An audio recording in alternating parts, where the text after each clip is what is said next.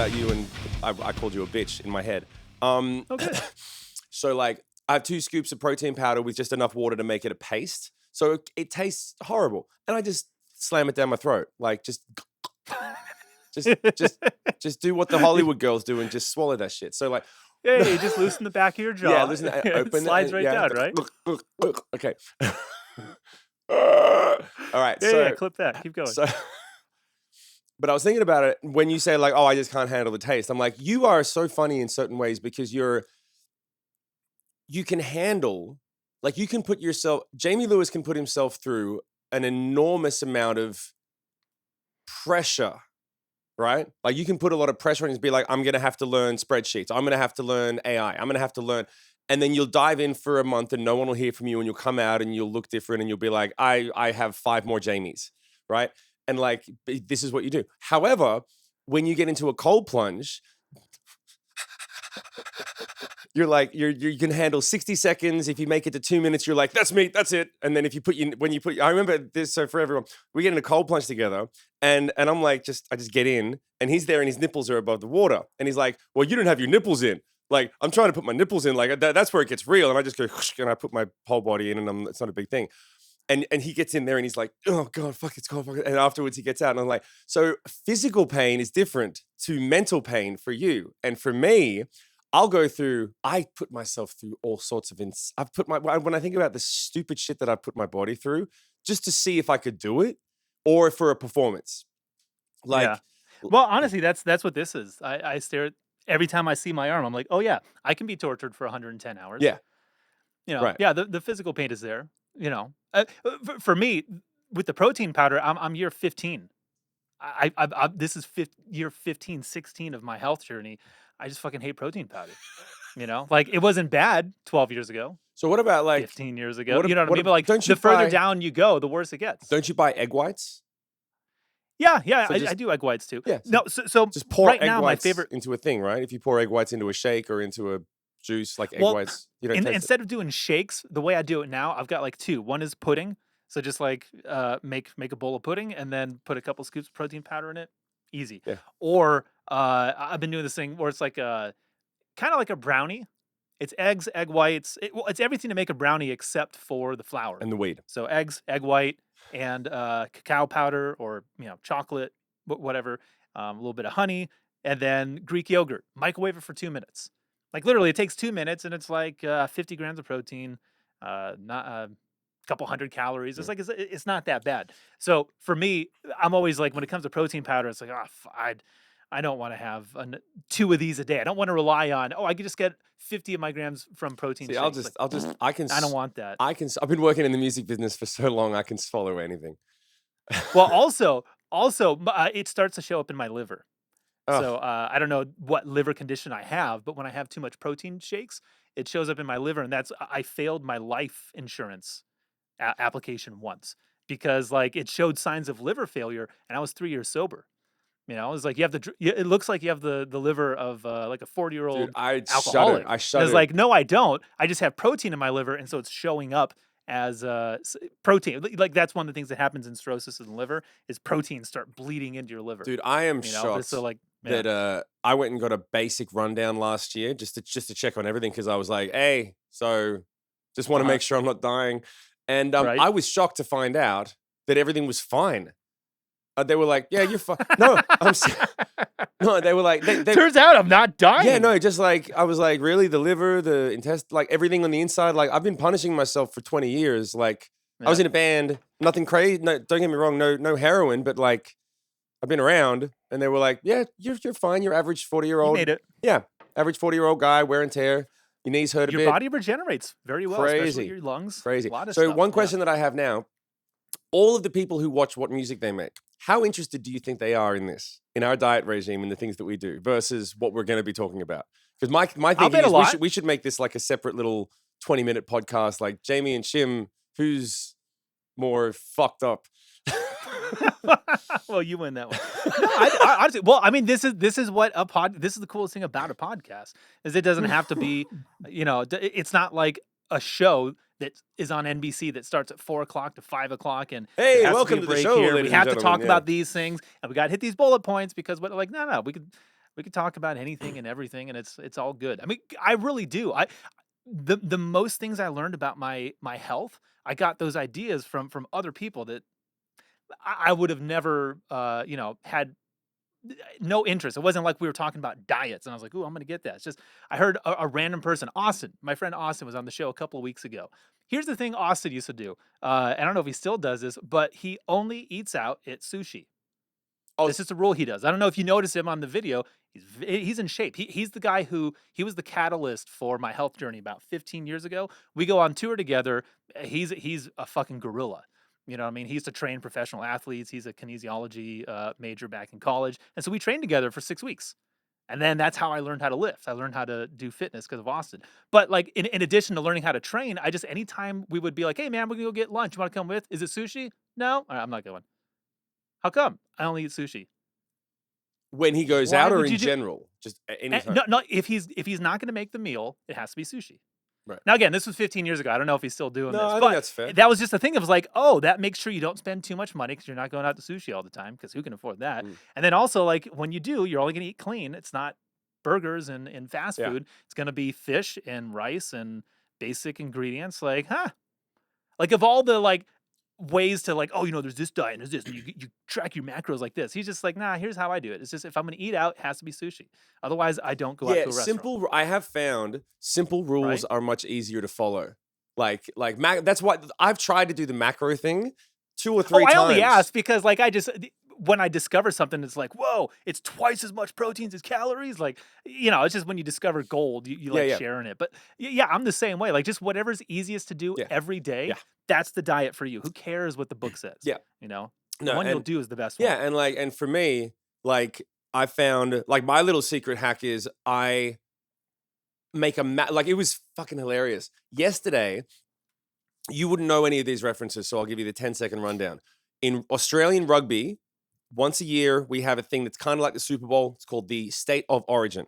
They put together all of the best players from New South Wales, all the best players from Queensland, make one Okay. super group team, and then they play against each other for 3 games, right? Yesterday was one of the games of State of Origin. Big deal, okay? So I tell my wife, hey, we're going to order pizza. You ain't cooking shit. I'll clean the dishes. I'm going to get us, we'll get some drinks. We'll get blah, blah, blah. But I am going to make a big salad because I'm on a diet for this thing that I'm doing a project next month. So they get pizza. It smells amazing. I'm like so close to fucking having a piece. But I make this. I basically make like 4 chicken breasts, bunch of salad stuff, and the dressing is what makes the difference for me. Now, technically, you're not supposed to put on any sugary dressing, so I use lemon juice, olive oil, balsamic vinegar, apple cider vinegar, and then a fig glaze, which is so pussy when you hear it. But No, it's basically, delicious. it's a sugary. It's kind of like teriyaki sauce, fig sauce. It's sweet, right? And then a little bit Uh-huh. of chili oil, right? So you put all that together, and it's actually a really tasty salad. But you're not supposed to add in any sugary stuff to it. So for me, rather than counting macros and doing all this stuff, I'm like, look, I'll just make a big bunch of everything in there is good. There's nothing bad. There's no fat. There's no carbs. There's no nothing. It's just a huge, like literally 2 of my heads worth of salad, right? This is how big the fucking bowl is, okay? Pretty big, pretty big. And then I just make sure I throw in the right type of dressing that makes me happy. And then I scoffed it. By the time I'd finished it, I didn't have any room for pizza and I was in a good place. But that Mhm. was what worked for me. I'm like, if I can look forward to a big salad like this that has a nice sweet dressing on it, yep, I can fast for 24 hours, eat that, go to bed, slept like a baby, good stuff. And that's the reason for the pudding and the protein powder. It's like, oh yeah, if I This can just have it that works. way, easy. And if Yeah, it takes like 2 or 3 minutes, down. But yeah. like, yeah, 15-minute meal prep or all the things for the week, like, nah, I'm not into that. The way I look at health is like I play the long game. So it's not about what do I need to do between now and this summer to fit into my bathing suit. Yeah, That's that you're gonna if that's fail. your goal, You yeah, fail. you're way too short sighted. It should be more like, how do I want to feel at my 50th birthday? I'm 39.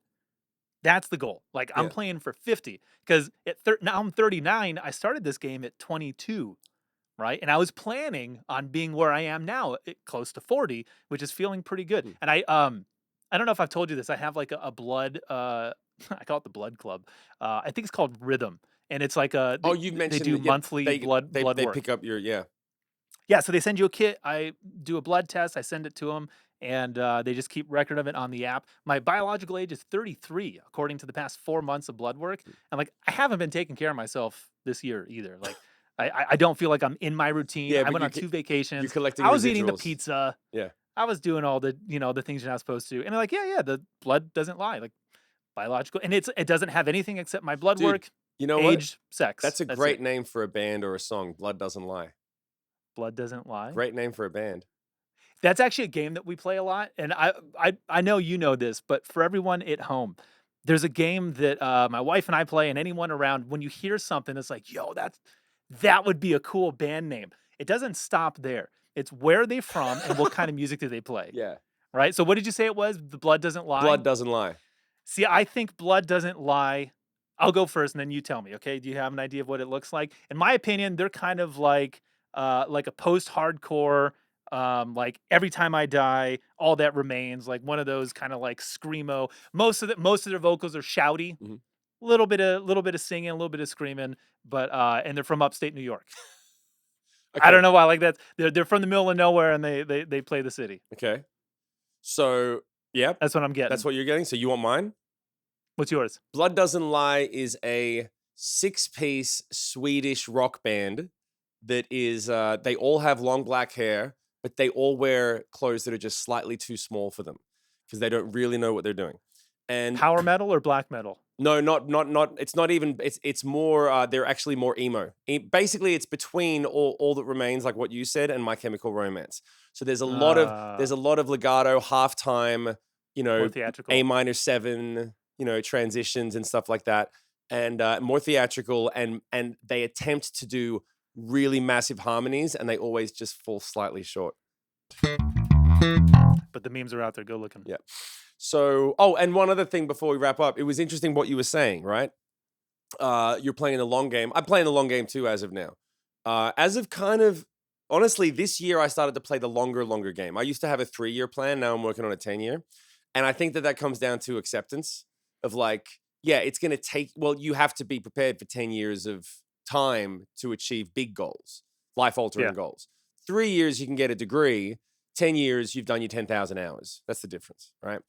And it was interesting watching a thing Jerry Seinfeld had, and he was talking about his career and what he still does. And then he says, yeah, but I'm 70. And he doesn't look 70 and he doesn't sound 70. He sounds like he's like 55 because he's still got a lot of energy, still passionate, still looks good. And they're like, okay, what? And they didn't even ask him. He just said, I'll tell you how I do it. He said, I'll get 3 keys to this. And then, of course, the fucking reel's going to go viral. The 3 keys that he has, which is actually really good. 1, transcendental meditation. He meditates at least twice a day, does these transcendental meditations. I don't know what that is yet. 2, he lifts. TM is it's a type of meditation that's beyond just mindfulness. I think you get a name, you get a guru gives you a name, But you or can gives never you a mantra. that you can get a never mantra from a guru. Yeah. And you can never Yeah. tell It's a anyone little your bit. name. It's more out there. Yeah, it's a little more heavy duty than just However, close your eyes and be yeah, mindful. however, everyone who I've seen that does transcendental meditation, they look good and they're very successful. it. Yeah. They love like it, yeah. Hugh Jackman swears by it, all these people. So I'm like, all right, as soon as I can get a second, I got to look into this. And then Are they also Scientologists or no? the second one, he lifts. He says he lifts every day, right? Which is a massive deal. You have to. Sure. You got to Yeah. put your body Muscle through mass. stuff. Yeah. Seinfeld. Yeah. And then the third one is espresso. He's got he's rich as fuck. He's got an espresso machine in every room in his house. He's like, if I want an espresso, I'm having one. I'm I like, say, I have an espresso machine. I'm not rich as I don't have one in my every room. he's in the going house, in the though. bathroom, dude. That's different. So, but that's it. Like, just do TM, transcendental meditation, lift each day, espresso, and I do 2 of those. I drink a lot of coffee and I lift a lot. So I just got to get the Easy, TM right? down. Yeah. You're more than halfway there. Yeah. Yeah. No, the way I always looked at it is playing the long game is the only one that makes sense because you don't want to get 10 years down the road and then have the smart idea of like, okay, it's time to turn this ship around. Like I knew like if I just fucked off through my 30s and then got to 40 and was like, okay, now it's time to lose the weight, stop drinking, quit smoking, like whatever the thing is, you got a laundry list. Here's 10 things I'm going to do this year. Yeah. None of those are going to happen. You're coasting into 40 with 50s not looking very good, So I was just like, oh yeah. Cast that vision as far down, a decade. That's a good one. Think of things in decades. Well, Where do I want to be 10 years from now? That's how you should be working today. 10,000 hours, dude. Whenever I coach at Shim's Rockstar Academy, when I do private calls or even the group calls, and I tell them like, well, how many hours have you put in? How close are you to your 10,000 hours? And it's a basic thing. The Outliers is the book that. Oh no, the Tipping Point. Tipping Point was the book that coined it, which was like everyone who's achieved greatness 10,000 hours. You put in 10,000 hours into anything, you're going to master it. Which is basically the point where you can answer any question about it and you can do it as muscle memory. You don't have to think about it. It becomes like part of your whole body, consciousness, DNA, whatever. When you present people with the idea of like 10,000 hours, which is effectively 10 years of regular work, they just kind of short circuit. They're like, well, I can't do that. I'm like, well, I did it. Everyone's done it. You did it. Look at anyone who you respect or admire. They did it and they talk about it. You look at like Arnold Schwarzenegger, The Rock, Bill Gates, any of the top dogs. Like they did more than 10,000 hours. They weren't even thinking about 10,000 hours. They were just like, I got to do this shit every day. Wake up, obsessed, go. Hey, what's good, y'all? I hope you're enjoying the show. Just want to let you know, if you're looking for merch, I got you. This is the best way that you can support the show. We got the Stowaway t-shirt, but wait, there's more. There's even this What Music They Make logo. I'm looking at it to see which one it is. I don't even know which one it is yet. What is this? Creatine. You know you're supposed to be using this. Also doubles as a maraca. It is hard running a podcast, running a show, writing music. So the best thing you can do is support. Just click on that link in the description. Go buy some merch. We love you. And that's the hard thing, is it's not like 10,000 hours of doing it and loving it.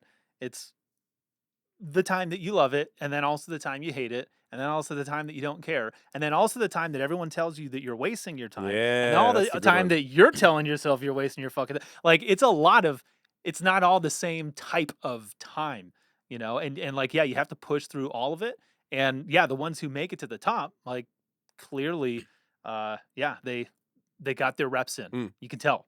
I remember. Did you listen to The Used? Remember when that first record came out? I listened to Lies for Liars a lot when it came out. Was that the first record? No. I just knew the Taste of Ink or whatever. It was the first couple. It was the third one. Oh, yeah, that first record was really big out here in the States. I don't know if it cracked in Australia, but that was like everyone was talking about how great that record was, and I didn't like it at first. Now, I mean, there's 6 hits. There's a lot of good songs on that record. But at first, I was just like, he's riding the wave of, like, I think he was dating the Osbourne's daughter. I think he was dating Kelly, but whatever it was, it's like, it's just like, they're only getting the spotlight because he's on a TV show or whatever. There was no social media. We couldn't actually follow people. So it was just all rumors and shit. And then when that record comes out, I think there's a documentary DVD, or it was one of those where the CD-ROM, you could put it in the computer and you could watch a couple of special features. And so there was like video of them making the record, right? And they did it, man. They lived in one bedroom apartment together, no beds, no couches, slept on the floor, like didn't have jobs, just pooled their money, didn't have a car, like just eat, sleep, drink, go to the studio, and they just recorded all night, and the singer's in there, like he's doing takes, and they've got a trash can, like a big trash can next to him. He starts throwing up blood, and he goes back to singing. He throws up, and he goes, because he's just screaming his fucking guts out. Listen to that record. You can hear it. He's literally screaming his guts out because they're going into the trash can right next to him, right? And I just watched that DVD, and I was like, yeah, they deserve it, regardless of what I think about this. And I love them now. But at the time, even though I was like, I just don't think the music's great, they fucking deserve every penny, everything that's coming to them. God, I didn't sacrifice like that. I didn't eat cockroach sandwiches or whatever the fuck they had to put up with. So like, yeah, when you see someone grind and then they finally make it, they finally arrive, it's like, oof. Man, even if the tunes aren't good, you deserved it, man. You guys work for that shit. Yeah, I saw a thing. Even if the tunes aren't good, it's funny you mentioned that because I saw an interview with Ryan Tedder. You know who that is? No. Ryan Tedder is the singer for the singer and the songwriter. He's the band One Republic.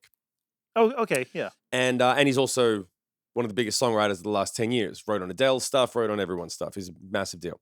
And he loves to do podcasts and talk about songwriting, publishing, and the whole thing. And he's like, he said the tide has turned to a very interesting dynamic now for songwriters, where he was like, and he was very political about it, politically correct. But he said, like, I'm not going to name any names, But I've been in writers' rooms where we play a track that's like on the top 10 on Billboard, and we just don't fucking get it. We're like, why is this song? Why is anyone listening to this song? And then you go in and you realize, oh, they've got 1.5 million followers on Spotify. They've got 500,000 followers on TikTok, Instagram, whatever. They have a culture. They have a community. They have a fan base. They don't need the song to be a hit. They don't need it. They need fans the way that you just talked about The Used, where you're like, I want them to succeed. They've earned it. I will support them. Doesn't matter if the song's not a hit. Like, the song's good enough. But and I'm like, that's driving professional songwriters who work in the old archetype where it's like, we write a song, we give it to someone, and then we collect checks 6 months later, or it's 18 months later. And they're like, it's not working anymore because they don't need hit song. They're making all the money on all the ancillaries. The music's much less important. They're like, it's just getting smaller and smaller and smaller and smaller. It's fucking crushing them to death. Yeah. Like, I think about people asking me, like, I've got people who don't work in the music business, and they're like, one, why don't you go on The Voice? Because I know how the contracts are. Two, why don't you write more songs? You should be writing songs for other people. And I'm like, well, that's like walking into a meat grinder and praying. Like hopefully I'll come out okay. But like when you walk into a songwriting room, and the way that a few people have put it this way. I heard Jelly Roll put it this way really well, but he didn't coin the phrase. But Jelly Roll was on, here we go, here's a reel. Jelly Roll was on Joe Rogan's podcast talking about songwriting and how it works. And they talk about the egg and spoon race. And the egg and spoon race is, I've got the egg in the spoon, and then I pass it to the producer.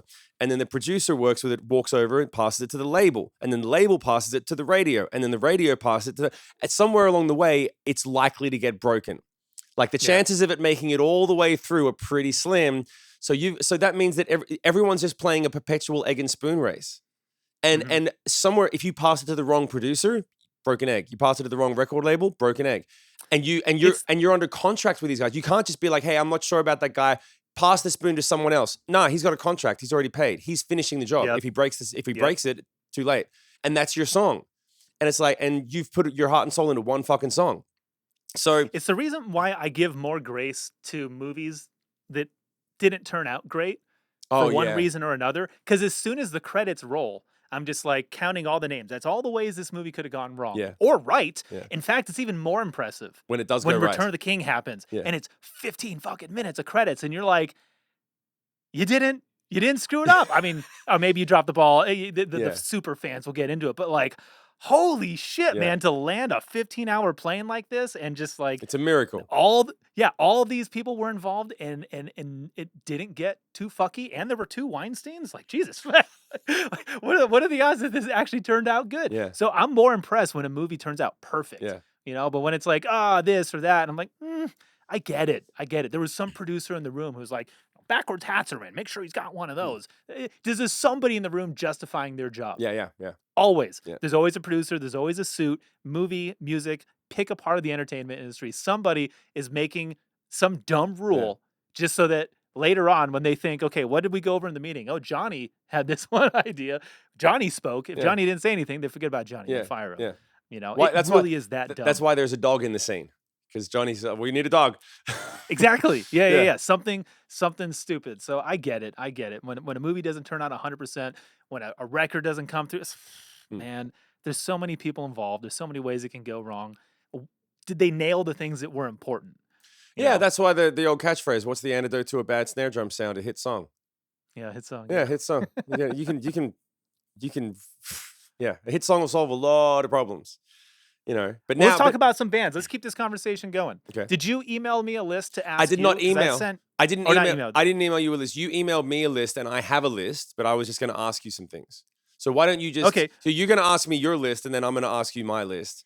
And I've got. Well, no, the ones I sent you are ones that for you. Oh, I didn't realize that. Okay, cool.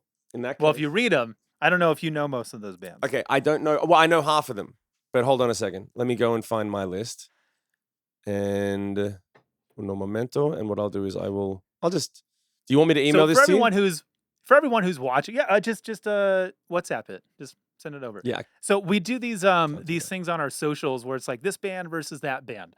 And it's just kind of like, of the two, which do you prefer? Talk about it. And those seem to do really well. We get like tens and tens of thousands, hundreds of thousands on some of them of views. So it's good content to do, but also it's It's you know, interesting interesting conversation. to yeah, interesting to pick each other's brains. All right, so what I'm doing is oh my god, I'm falling apart. I just dropped my phone and my fucking computer's blah blah blah. Take your time. Take your time. You're only burning tape. All right, so now I'm Do you gonna. remember that? Or did you ever cut the tape before? I Or cut was to that tape done by the time? once. Once I've done 2 tape it was sessions. a wonderful memory. It was actually when my band, Sick Puppies, the first. This is I think about this stuff sometimes whenever I get kind of shitty about myself, right? Whenever like you just talk negatively about yourself in your head. I just I WhatsApped you talk the negatively list. about you all the time. Yeah. Um, and I remember some of the things that I achieved when I was like 15, 16. And like when I was 15, I got cast as a lead in a movie in Australia. And before that, I was on soap operas and I was a child actor. And I was getting hired consistently. So I was like, that's not that common. Like I was a working actor by 14 years old to 16 and a half, right? Mm. And then I kind of stopped to focus on music. When I was 17, I won the Unearthed competition, which is every act in Sydney, which is the biggest city in the country, 3,000 entries. 3,000 entries into a band competition, the biggest band competition in the history of the country. And I won. That's a big deal when you're 17. And then we went into Australian Broadcast Corporation, ABC Studios, and you get to record the song that you demoed. You get to go in and record it. That's what you win. And they put it on the radio for a month. And so that was the only time that I recorded the tape. And I've got the record. Luckily, my dad came by and filmed us. Like we have video footage of it. It's on my Patreon. And I'm looking at it like, yeah. What song is it? It was okay. So this is how intelligent I genuinely was. I'm impressed with myself, right? This is how intelligent I was at 17. I think I was 17. We had enough money to go into a studio to record a song, right? We had won an opportunity because before we won Unearthed, we won a studio competition where they said, send us your demos and we will give you discount studio time. So we basically went in for cost and I was like, cool, we need to record a flagship song. We need to have a song that shows off everything that we can do. So I wrote a song that had slap bass because Emma played slap. It had rap because I rapped. It did all the things. It had a melodic chorus. It had a breakdown with a drum solo. It had a drum solo, a bass solo, a guitar solo, rap, vocals, and it had all in one song. All in one fucking song. And it had a string section and it had vocal harmonies like Queen. So you wrote it just for this competition? Yes, I wrote it so that is a very smart move. Yeah. So I wrote it so that when we were done, the best recording that we would have in our arsenal would be what most bands needed. Yeah, exactly. They needed a 5-song EP to show everything. We had it in showcase. 4.5 minutes. So it was a showcase song and it was called Nothing Really Matters. And it wasn't really about anything technically. It was just about like the world's fucked and fuck the system. Nothing really matters, whatever. So we made this song. It's still, we used to play it live to the end of the band's career. We played it for 20 years because the crowd would go fucking nuts. When you drop in this big fat riff, it was dun dun dun dun dun dun dun dun dun dun dun. It was just like Rammstein, like bouncing off it was a dope fucking riff, right? And I remember I was like, they need something to bounce to, they need something to sing along to. The chorus has to end so that I can go, here's the hook of the song, here's the hook of the song, boom, back into the verse, right? Everything was very structured and specific. And that song won Sydney's Unearthed, right? And they never really told us why, but the one thing that I found fascinating about it was I said to them, man, I'm surprised that we won considering we only sent one song. And they came back to us and they said, actually, that's why you won. And I said, what do you mean? I said, well, it was down to you and another band. The other band had a second song on the tape and it wasn't as good. So we went with you. If you had sent us another song that wasn't as good, we might have gone with them. But because you only gave us one A+ song, we only saw the A+. And I was like, oh, easy. Mental note for later. Like less is more, hit him hard and go home. And so, go ahead. Sorry, no, finish. No, go ahead. Well, I was going to say, most people don't know, like that's the best way to audition. You were audition, like when I audition for gigs, like that's how you do it. You get 3 songs and they have to be 3, like when I audition for college, 3 contrasting pieces, something fast, something slow, something in the middle, make them cry, make them go, whoa, what was that? Like you got to hit them with 3 different things. Yeah. If you just do 3 fast stuff, you're not getting accepted in Yeah. that school. Yeah. You know, if you do 3 slow things, 2 elementary, like you really do want to showcase the full extent of like, here's everything I got, because I've only got 1 audition. I got Yeah. 2 songs I'm going to play with Yeah. these You don't guys. people don't give you much time. Yeah. Yeah. So that's a smart move when you're auditioning, to use the audition material to show off. Like, if it's 1 song, I think Sir Duke is, for bass players, this is the best song to audition on, because it shows you.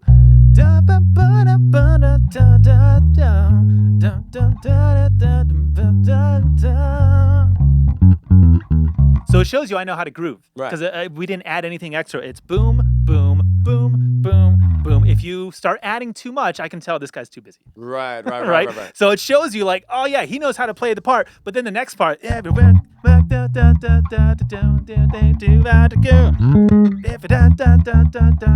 So again, same thing. It's like he's playing the part, but like, are you adding a little bit of thing into it? And then it finally gets to that down. How's that part go?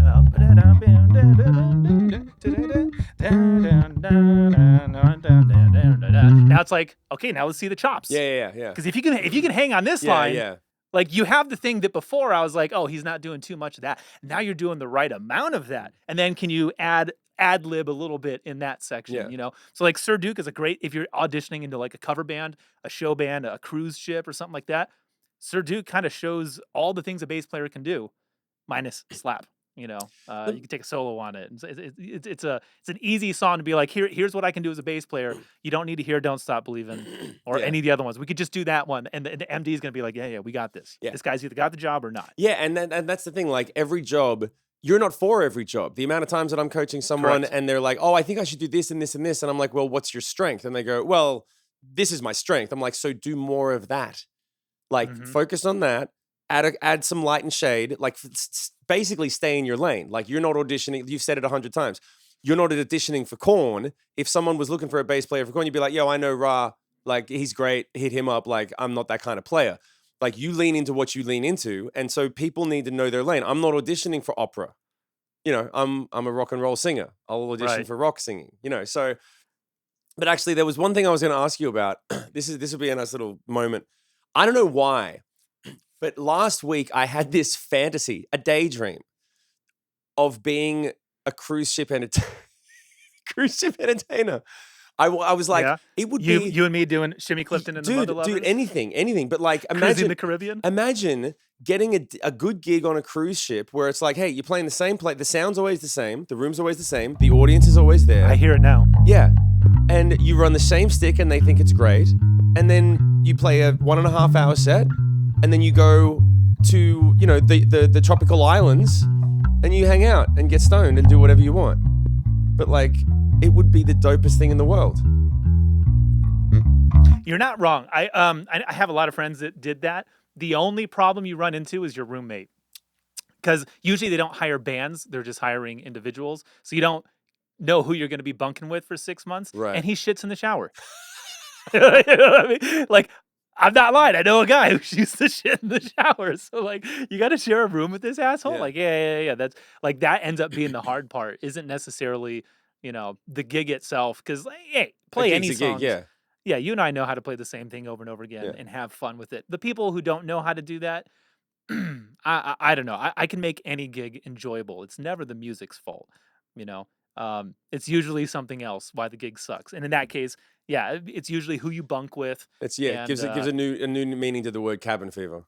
Yeah, exactly. You get the for real cabin fever. Yeah. It burns. But I just remember thinking it would be such a sweet gig to be like, hey, I wake up, I know exactly what's going on. We don't have to get in a bus. We don't have to, you know, like everything's kind of like set up and good and easy. And as long as you got good people around you. I didn't do the cruise gig, but I did audition for Cirque du Soleil twice. Yeah, I got two offers to work with them, and one was like a 3-year contract in Moscow, and the other was 2 years in Japan. That's crazy. And it was the same thing. Like, yeah, basically go on tour, but no, every day sheet is the same. Yeah. You know, like there's no lobby call, there's no travel. It's just show up to sound check, do the thing, great. You'd want to blow your brains out after 6 months. Well, I'm glad I didn't get the gig. Yeah, it's correct. And even living in this town, I mean, like, you know, I know a lot of the people in the Cirque shows. I could sub, I could get into that if I wanted to, but you're absolutely right. Yeah. I do not want a residency gig. I've had that, and in my opinion, residency is the death of artistry. Yeah, for sure. You can't you can't keep Look, you it's can't keep getting better when the job requires you to stay right yeah. where you're Well, at. Because it's eventually you just stop pushing the envelope. but you just said it there. It's a job. It's a day job. Yeah. Right. So like Mhm. if you look at it for me, I'm like, if I would love to get a residency at some point and treat it like a job and be like, hey, I go to work for 3 or 4 hours a night. And then the other 3 or 4 hours a day, I'm building my other thing or I'm being artistic then. But it's a job. It's the alternative of, well, the other job is go on tour and do the same thing, but it's just the variables are so fucked. Like when I, And the grind is so much dude, harder. and I saw, and plus now, don't even get me into it. I saw a couple of guys. It was really like not depressing, but like full on guys in bands that we've heard. I'm not going to name them, but guys in bands that we know, and they were just doing an interview at some guy's fucking garage, like a lo-fi podcast, and they were like, touring's got maybe 18 months left. There's like, by the time we get to 18 months, bands will not afford to be able to go on tour anymore. Petrol, buses, fees, food, put it all together, and then And blue check mark syndrome, or what, blue dot syndrome, blue right? dots. Just the tickets aren't selling. You Yeah, haven't heard of that? yeah, and like Yeah. and like that plus the low ticket sales, you put it all together, and it's like we can't afford to go on tour. There's the top 1% will be able to go out on tour, and they'll be what the touring business is, and bands in general. We just won't be. Fans will say, "When are you coming out again?" And we'll say, "We're not. Like we just can't afford it. We'll go out and just lose too much money." Or it'll be very specific, geo-targeted. I'll look at the Yeah, top 7 cities on my Spotify and my YouTube and be like, those are the only places we're going, and we're hitting them once, 7 dates a year. yeah, Like, yeah, you'll just plan it, because why would you take the risk? yeah. Why would you take And the why risk? would you lose But 5, then 6 zeros? here's the flip side, right? If I had to do that, I might have done that last year. Just last year, I would have been like, hey, someone organized 7 shows for you. The amount of work it takes to get a show put together, people don't understand. It's a lot of work. Like to get the players, to get the songs, to figure out, and then organizing the tour and the routing, put it all together. It's like months of work to Yeah. put together. And if you're going to go out for 3 months, yeah, great, because it's a time investment. And if you're going to make a certain amount of money because it's 3 months of touring, to go out for 7 shows, you have to look at the cost opportunity of like what's Well, they'd have to be big shows, yeah theaters. yeah At like least. if you're doing big shows, of course, but like if you're just doing club shows or small theater shows, even if you're selling out 800 tickets, 1,000 tickets. Yes, 1,000 tickets, maybe you're making $20,000 a show, 7 shows, 120 grand. It'd cost you Before the splits. Before the splits. before the splits. Let's say it's 120 grand. It always costs at least 50% of what you make. It's at least sometimes like 60, 70% to get the tour completed.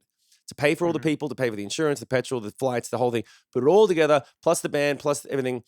You put it all together, And then half set of that. aside 40% for taxes. Then you got 40% for taxes. Then you got agent fees, management fees, and then whatever which you is all take home. before the taxes. Yeah. Yeah. And then you take, so you put it all together and it's like, plus you have to spend 2 months putting the show together and organizing it. And then you go, okay, let's say from this 120, I take home 15% of that. It's like 15 grand, 18 grand. Could I make 18 grand in 3 months doing something else? Fuck yes. And I could building courses, building content, building anything that actually survives after the last show. Right. Fuck Yeah. everything. that is the problem. The musician's Achilles heel is like, yeah, as soon as the last note is over, Yeah. it's over. Yeah. Your home. product is gone. Go home and wait for the next phone I'm not call. going to get any money from anyone in this room until the next time I come back next year. Like or except maybe the streaming money. Oh, please. Right? Yeah, that's a hard realization of like, it's not like Amazon where like, oh yeah, we're just going to get sales every day. Like, nope, we're hitting Des Moines and we're not going to get Des Moines again until the next time we come back to Des Moines. And that might be a year or 2 from now. Yeah. And so you're just hoping that every one of those markets performs well, which is why I'm saying like, yeah, if I was to do it, I would just look at the top 7 cities that I could sell out a theater in. I wouldn't even do that. I would just wait until I can make a I would honestly, at this point in my life and my career, and last year, what happened last year and what happened at the beginning of this year, something kind of shifted in my mind where I was like, yeah, I'm just gonna just fuck everything. Like I'm just like I saw an interview with Beck, who's the best, and he's done everything and he's been everywhere and he's almost like he's halfway between here and the alternate universes, right? Yeah, right. And he basically said like, just make your own universe, make your own little world and live in it. At the end of the day, that's what everyone does. We all just find That's our own. what we're doing. Yeah, just make our own little world and live in it. Don't worry about what anyone else is doing, keeping up with anything, paying attention to anything. Just make your little world. And if it turns out there's only 5 people that listen to your music or look at your paintings, that's fine. As long as like you're living in your world and you're not chasing anyone else or doing anything else. And I'm like, yeah. So that's what this is. That's what my courses are, especially. Put it all together. Yeah, just and then I'll take whatever gigs. I don't give a fuck.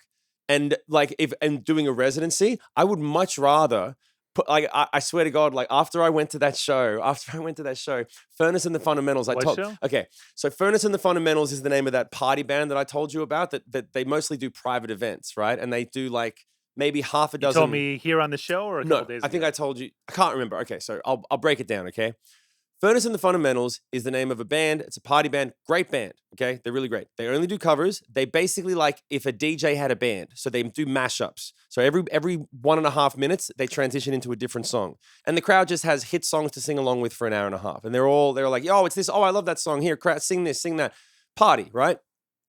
And I went to this show because I know the drummer in the band, and someone next to me was like one of those chatty guys, and he was really excited for the show. And he was like, dude, have you seen these guys before? It's such a fun time. If you haven't seen them, you're gonna have the best time. And he looks at, has no idea who I am. No, of course he doesn't know me. But he says to me like, I don't understand why people would write their own songs. Like, you could just play other people's songs and everyone has a great time. Why would you write your own songs? This guy's figured it out. And I'm like, fuck, you're right. Yeah. Like you're the customer and you're stoked.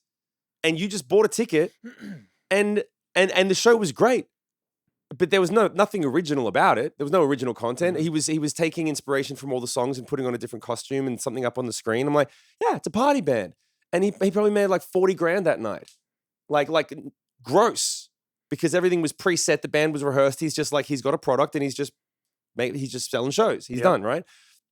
So like, well, yeah, those bands are more like franchises. Yeah, it's like, and it's I'm looking at that yeah, like, just buy that band. Yeah, so like the idea of like going back and writing all new music and versus putting together a show that's just heaps of fun that you just jump around and fucking party and everyone has a great time. And I work on my skill set. I'm like, my skill set is being a front man and a singer. That's what I do best. So like, yeah, just fucking do that. And that's the coolest thing about music. You can do all of it. I've done all of it. There's literally not a thing I haven't done in music. I've played in orchestras. I've done, the party bands. I've done rock. I've done death metal, jazz fusion, classical, opera, musical theater. There's not a thing I haven't played. Like when I introduce myself, when people, hey, I'm Jayme. What do you do? Like, I've done everything except make $1 million. Slap at the bass. Like, yeah, I'm a musician. Oh, what have you done? Everything except make $1 million. Like, that's the last thing. But every other thing you can do, every other job, tour manager, stage manager, yeah. I've done all of them. Literally everything you can imagine except make $1 million. I'm still I've made other people millions of dollars. Fuck, doesn't that suck, Shim? That really sucks. That's the sad. Honestly, I've never put it that way before. Like the way I was just saying it. Like, yeah. I've done everything except made $1 million. Well, you but have. You know what? That's not true. You have made $1 million. I have. Yeah. I've made lots of money for other people. Yeah. I don't hate it. That burns you, doesn't it? I wish I got some of it. Yeah. No, I think about that. Especially early on when I didn't know what I was doing. Dude, I know. I made some really bad deals 10, 20 years ago. Oh, please. You're preaching to the choir, man. Like, I remember when I found out how bad my deal was. I remember the moment. I think it's documented on Facebook, isn't it? It's probably no. That was a different one. No, my friend. Oh, that was a different one. I'll tell you the moment that it happened. And this isn't confidential. This is just basic stuff. We signed a contract with an independent record label with the goal of I'm going to invest all my money, build you guys up, and then uplift the contract to a major label, which is just standard practice. Like, yeah, we got a band, we got the contract, sell the thing, and then they basically buy the contract off the other guy. And so he'd done it before a couple of times and made squillions of dollars, and he'd done it a couple of times and made nothing. Like it's a hit and miss sometimes. Mm-hmm. So he does it with us, and we're going to every label and we're showcasing, and they're passing. And they pass for a year until I made the Free Hugs video. And when I made the Free Hugs video, which was the first viral video in history, and no one knew what it was, what to make of it. It was this mysterious unicorn, and they were like, so everyone was chomping at the bit to sign the band. We had a massive bidding war. It was the fairy tale moment. But in our contract, we were not entitled to know how much they paid for the contract because it wasn't our contract, it was his. He owned the contract to sell to them. Yep. So we got a blanket amount of money. There was like, once it sells, we get a certain chunk of money that was just set. It was written in the contract. It's this amount of money. Regardless of what it sells for, you get this much. And we got that. And that was, and so that's fair. Like, and you were stoked on that too because we didn't know any never better. had anything and then, before. And then it about went from 0 to that, and you're like, "Fuck!" A few months later, I could pay my rent with that. A few months later, I was in the studio working on the record that they just paid for us to finish, and my producer was like, "Oh man, you're fine. You got that $1 million in the bank." And I said, "What now?" And he said, "Oh no, not you. Never mind." And he just was like, "Oh," and he was like, "No, and he sort of like stumbled, and then he just tried to change the subject, and I was like, No, we're not. That's what he sold the contract for. And he put that in his pocket, and you have to understand, legally, contractually, business wise, he's totally entitled to it. He took all the risk. Completely. We wouldn't have had the videos, the free hugs thing. We wouldn't have had to pay our rent. We wouldn't have been able to pay our rent for the year that we were there. He covered the costs, took the risk, reaped the rewards. Would have been nice if he'd given us more of a taste. Would have been nice if he'd said, "Hey, turns out I sold the contract for $1 million. Here's 50 grand extra, whatever." But he didn't have to, and he didn't have to tell us. And he was a shrewd business guy, and he kept everything to his chest. And he was like, "I gave you exactly what I said I would give you," and he did. Fair enough. Yeah. But fuck when you sign me, a deal dude. with the devil, you gotta read the fine print. But and the truth is, like, it's one of these weird things. I saw an interview with John Cena. Right? John Cena is a very fucking smart. People think The Rock is smart. He is. John Cena, I think, is underrated because John Cena did an interview with Private